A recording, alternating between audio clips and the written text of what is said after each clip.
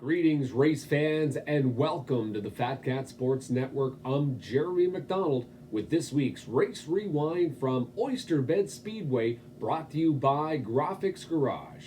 Graphics Garage, for all your vinyl and decal needs, be sure to contact them. They come from our racing family and they do a fantastic job. After a very successful Fan Fest, OBS took the weekend off from their schedule, and with FSN's wall-to-wall coverage of both the kids' rides and the autograph session, we thought we would wait to bring you bumper-to-bumper coverage of our last OBS event and get primed for this weekend's race card. So to kick off the show, let's dive right in with a tour through the pits during practice as our weekend warriors try to dial in their race cars for their Saturday night shootout.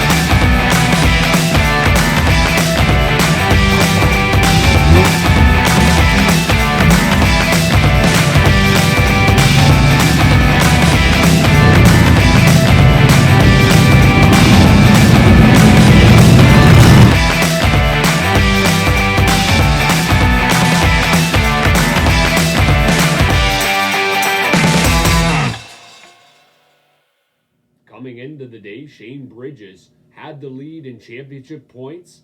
He also scored 3 heat wins plus a feature so far this season. Meanwhile, defending champion Ricky Miller was a close second, riding along with 2 heat wins plus 2 features. And rounding out the top 3 in points was Jamie Runnahan. So far, Runnahan has racked up 3 heat wins and a feature. When we get into the racing, Miller would be penalized with an aggressive pass in one of his heat races. He would, though, rebound later on that evening. Let's take a look at the night's highlight reel. Before we get into the Super Series, let's take a look at this. With 2 to go, it is Jamie Runnahan on the inside, Jeff Bridges to the outside. Customer in the 59, Runnahan down to the inside around 3 and 4, making it interesting with 1 to go. White flag is out. Who's it going to be? Jamie Runnahan on the 95. Runnahan with a 1 on the backstretch. 3 to 4, 1 more time. On the backstretch for the last time, Runnahan able to get around Bridges to record his 5th win of the season. 30 laps up on the scoreboard. Everon on the backstretch. Schmitz is picking up.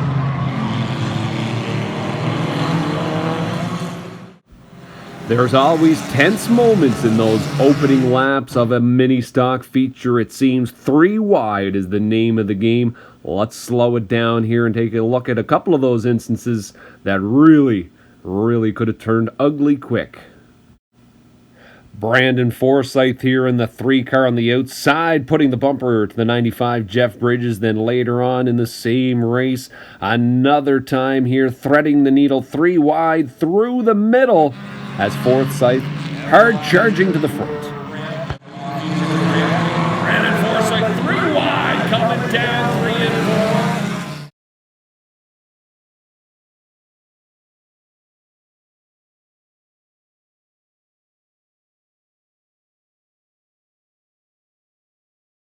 As Forsyth continuing to charge towards the front. Trouble behind him with rookie Brian Bird in the 47 coming out of turn 4 a little too high, and unfortunately taking out points leader Shane Bridges at the same time too. Trouble down the front stretch as the 47 and the 4 get into it.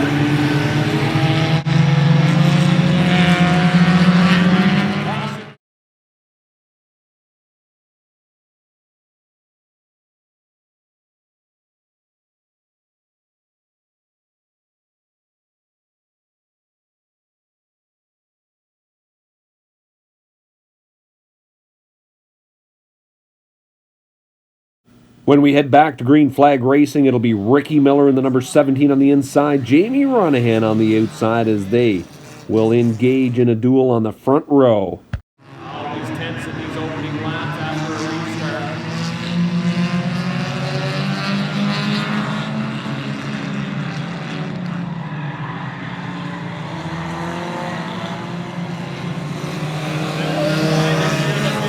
They move up the front stretch here, heading into turns 1 and 2. Start Miller hammers down.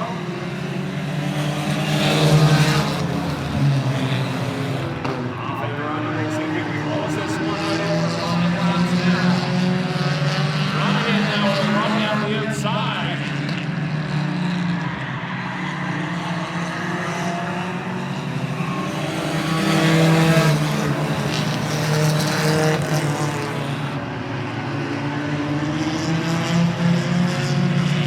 Miller fighting back on the inside, running back around 3 and 4.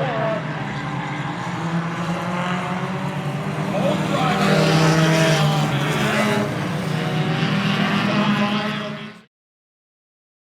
In the end, though, Jamie Ronahan would succumb to some mechanical difficulties. It'd be Ricky Miller with another feature win. The 3 of Brandon Forsyth would be rewarded for his hard charging on the night for second. Andy Shea rounding out the podium finish for this Chris's Bobcat Service Mini Stock Super Series run. The feature win was enough to propel Miller to the top of the board in points. Bridges drops to second and Ronahan remains third. The 3-car of Brandon Forsyth sits fifth and the 47 of Brian Burke rounds out the top 10. Also of note, the 15 of Isabel Getson scored her first career win. The Provincial Credit Union Outlaw Division ran their Super Series for the Palmer Automotive and Truck Center. Leading the way so far in points in the division, the 27 of Matt Watson is on top. So far this year, he has amassed 4 heat wins and 2 feature wins as well. His teammate, the 99 of Gerald Gallant, he came into the day 5 total heat wins, but he had not yet secured a big feature win on the season. Watson would be involved in one of the closest finishes of the year in his semi-race, but would run into trouble trying to defend his Super Series win later that night. Let's take a look at that night's Outlaw action. The 74 team had an excellent night as well, too, with 2 different drivers. Both Sean Morrison and Brandon Conahan each took home heat wins in the 74. Jordan LeClaire and the 47 team would also add a heat win to their resume. But this was the close one in the semi coming up. Matt Watson, 4 laps to go, scored in 4th place and has a photo finish with the lucky 13 of Harley Cornish. racing this tight, something just might crack. 3.5 to go. The lucky 13 of Harley Cornish. Starting to make a run to get Tommy clear in the back. Second row of cars, the 99 to Gerald Gallant on the inside. Coming behind. Glenn now pulls up to the inside of Cornish. Sees an opening there. New challenger for the lucky 13 of Harley Cornish. And it'll come by the way of the 99.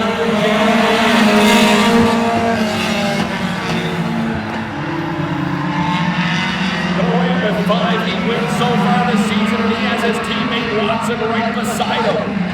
Cornish has trouble behind him and down low of him.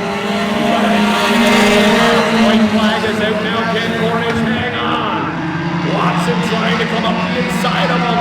One more time, it's going to come down to the final set of corners. Watson working him on the inside. Cornish trying to hang on the inside. It'll be a drag race to the start-finish line. Wow! That one wasn't decided by very much. You are not going to get much closer than that. And while competitors on the track, but off the track, a little fun here between the 13 and the 27, just following kids' rides as the 13 finally beats out the 27. The 74 team in Outlaw trying to become the first team ever at Oyster Speedway to record a triple win with 2 different drivers. After Sean Morrison and Brandon Conahan won their opening heats with their 74 car, they would lead early on, but it is a long 40-lap Super Series race. Nova Scotia driver Neil Muse in the 71 was strong the first time out at Oyster Speedway. On this night, though, his car not handling the way he wanted to and getting an inside trip around 1 and 2 there.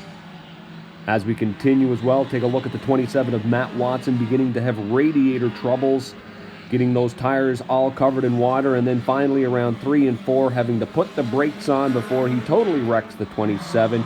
That would end his night. Back to the restart and a bit of a smoke screen around 3 and 4, but it'll be Jordan Leclerc trying to pull away from the field. Following in suit as well, the 99 of Gerald Gallant.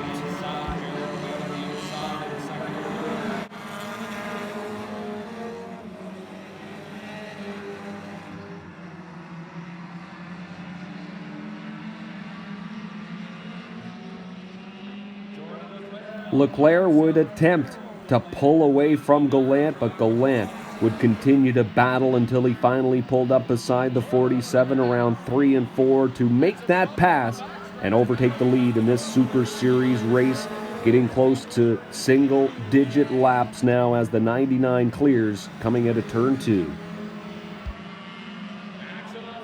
We come back now to the 71 of Neil Muse in that ill-handling race car, and he gets into it with the 13 of Harley Cornish here a couple of times as they go back and forth a little bit here in those Super Series closing laps. And with his teammate watching from the pit area, it would be the 99 of Gerald Gallant eventually capturing his first feature of the season, and this one was the Palmer Automotive and Truck Center Super Series. And a quick look at the Provincial Credit Union Outlaw standings, and the Honda Whisperer, Matt Watson, still able to hold on to the points lead. His teammate, Gerald Gallant, using that feature win to propel him from 4th to 2nd in the points. 2018 Outlaw Rookie of the Year, Jeff Burchard, 3rd, and 2-time champ Kendall Palmer, 4th, with the lucky 13 of Harley Cornish rounding out the top 5.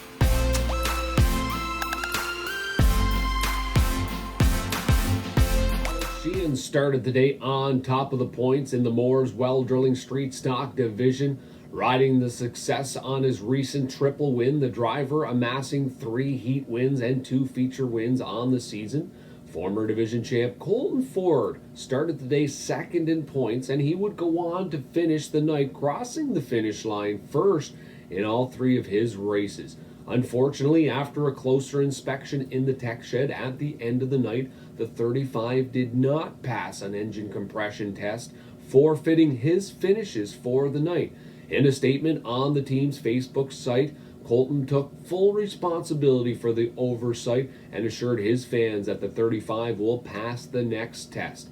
Let's see how the night played out. Would Alex Sheehan be able to hold on to his points lead? We'll find out. As we start right on here, we take a look on the outside, the 37 of Brandon Albert beating his uncle Kevin Albert in the 31 to the start-finish line in the opening heat race. Albert, after 3 straight second-place finishes the last time out, he opens up his day with his first heat win of the season.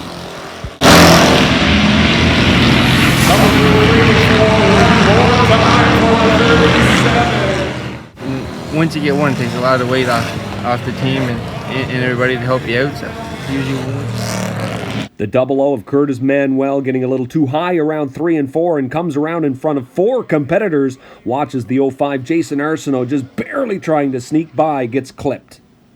That would end up taking out half the field, and those left, it would be the 26 of Randy Snow coming out on top, recording his first heat win of the season.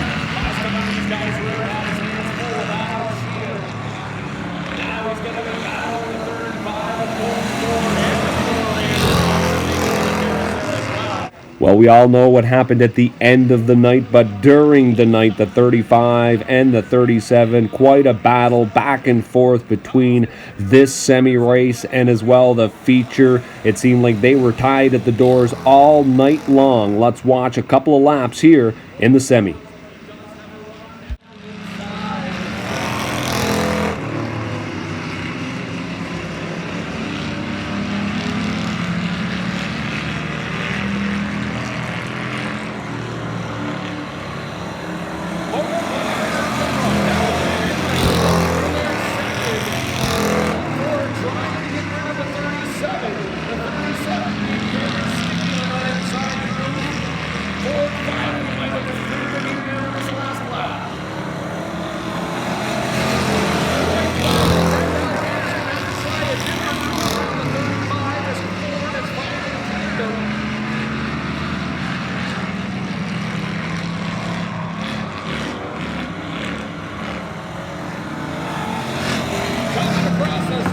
And later on that night, when the sun went down and the lights over Oyster Speedway got turned on, well, some things remain the same as the 37 and the 35 engage once again on the front row for the lead. Points leader Alex Sheehan having some trouble on his feature night. You'll see him on the back stretch get turned around but head safely to the infield and able to continue on.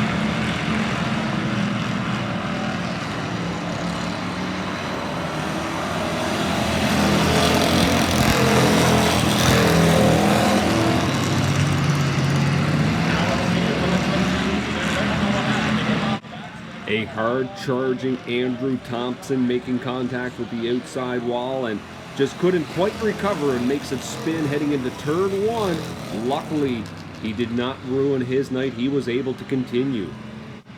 See now developing here on the front stretch. The 4 of Andrew Thompson making contact with the inside wall. You're just crossing the start-finish line. You're just kind of...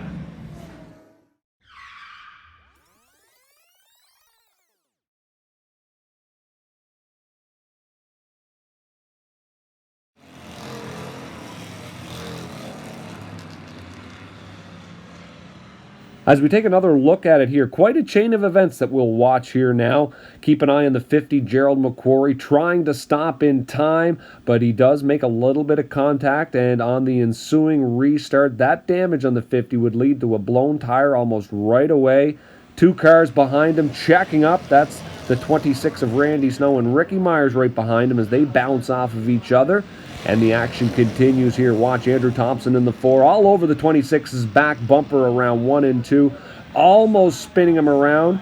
Ricky Myers taking advantage on the inside, going 3 wide down the back stretch, but then he does ease off before trouble happens. Andrew Thompson in the 4 would be rewarded for his hard-charging second half of the race. He did cross the start-finish line 3rd, bumped up to 2nd due to technical issues with the winner, but it was the 37 of Brandon Albert, the big triple winner on the night. It felt good. That was our one goal this year, to win one feature, but we didn't get it the way we wanted, but I think we got enough cars. We should be able to get one more this year. But I remember watching Uncle Kevin win a couple triple wins before. I know they're hard to get and they don't come by. So. Well, updating the points here in the Moore's Well Drilling Street Stock Division despite his up and down day. Alex Sheehan able to remain on top. Andrew Thompson springboards up into second place. And our triple winner on the day, Brandon Albert, rounds out the top three. Colton Ford slips down to fifth.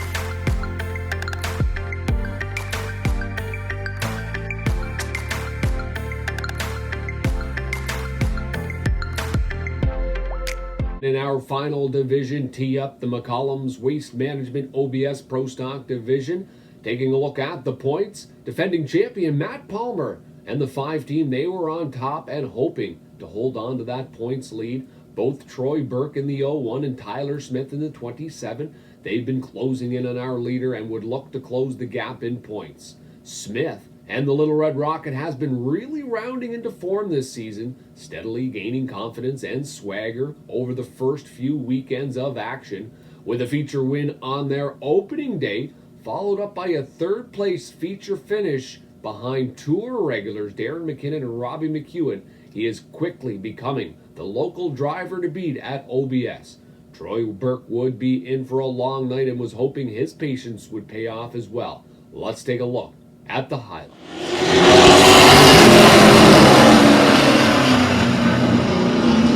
As the OBS Pro Stock Division took to the racetrack for their opening heat early on, it would be the 11 of Tyler Gauthier pulling away from the pack with the 01 of Troy Burke in hot pursuit. Eventually, Burke would be able to pull up beside the 11. Let's watch as the two race hard against each other for the lead.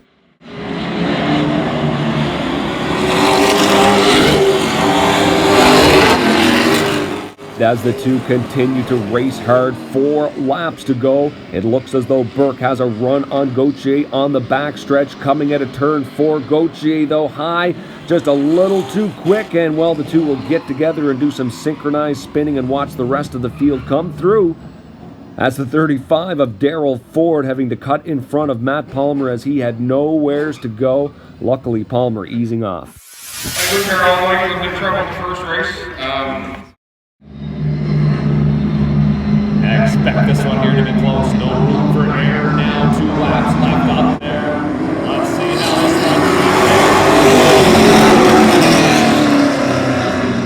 one. Clean start here now. Setting up for this green-white checkers, you see Tyler Smith wasting no time getting in front of the 00 Jamie Stewart as he takes the white flag. 1 to go. Tyler Smith looking for the win.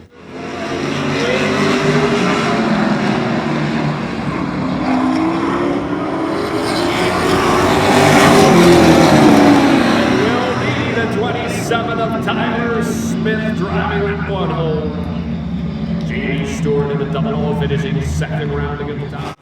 Onto the semi-race, and Gauthier continues to battle a loose race car there. A little sideways around 1 and 2, able to recover. We know that's not going to slow this wheelman down one bit as he continues to try to move towards the front.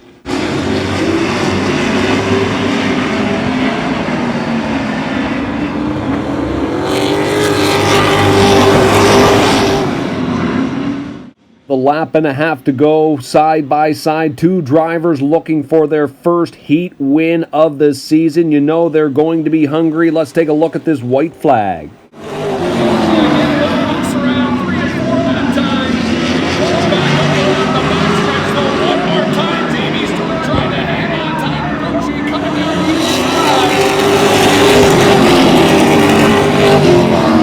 I think that one deserves a slow motion instant replay.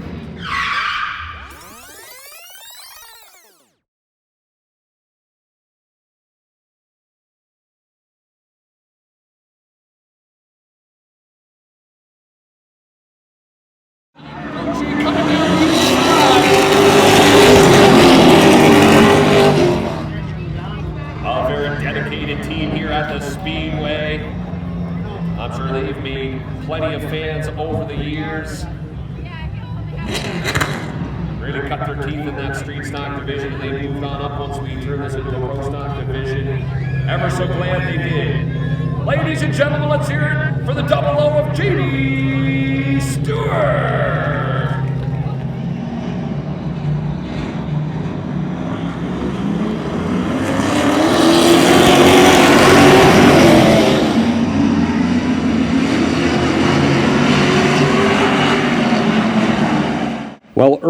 in the night. It was a bit of bad luck for the 0-1 Troy Burke. It was starting to become a long night for the veteran driver, but patience paying off as the night went on. Let's hear about strategy from the driver heading to the feature. Had a good pair all the way. Second race, we got tied up behind a couple of pairs and just couldn't get in. And the feature we had lost the lap, so we just took our time. And we knew we'd get to the front eventually. And go to the front he would.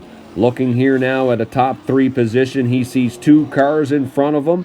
To the outside, it is the 77 of Randy Miller as Burke pulls up beside him, looking to take both drivers on. The veteran would continue to move forward and be able to get by both drivers before we'd see trouble again on the racetrack.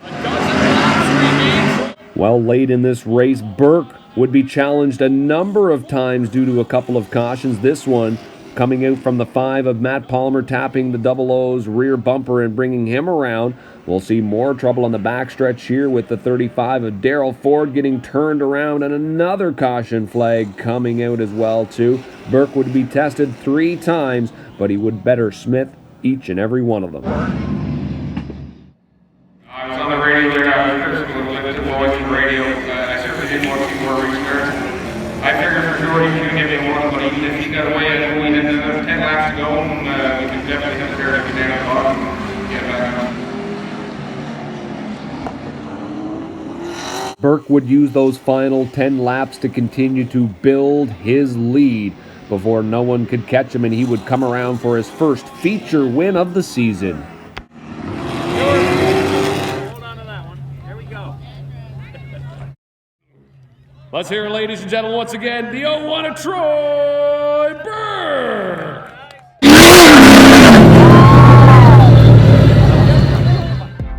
Burke will pull away with second place in the points championship standings, but on his solid day, it'll be the 27 of Tyler Smith heading to this weekend as the points leader in the Pro Stock division. Rounding out the top 3, it is Matt Palmer. Hope you enjoyed the race review from Oyster Speedway. Thanks very much. Signing off from FSN, I'm Jeremy McDonald.